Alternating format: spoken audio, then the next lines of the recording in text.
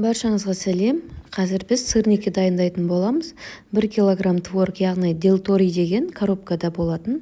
Дәл үйдің сүзбесі сияқты творог болады.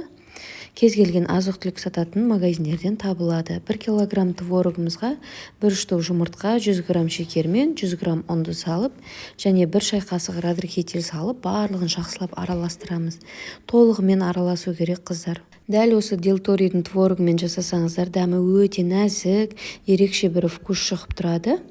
Сол үшін делториймен жасаңыздар. Сырникіміз толығымен ерігеннен кейін жылдамдатып, 50 граммнан бөліп, арнайы формочкаға салып, домалақ етіп, формасын жасап шығамыз. Бұны істеп қойып, басқа жұмыстарға кетіп қалуға болмайды. Тездетіп істесеңіздер, сулы болып кетпейді. Сондықтан да жылдамдықты қосып, тез бітіріп алыңыздар. Осылай ұнға әбден аунатып, домалақ формочкаға салып, үстінен теп-тегіс кез келген затпен басып шығамыз. Сонда бізде топ-домалақ форма шығады.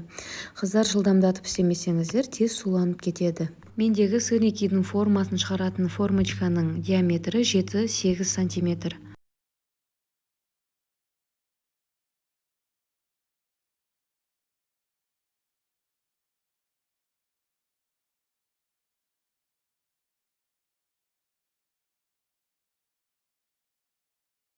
Осымен біздің таңғы асқа таптырмас сырникиларымыз дайын болды.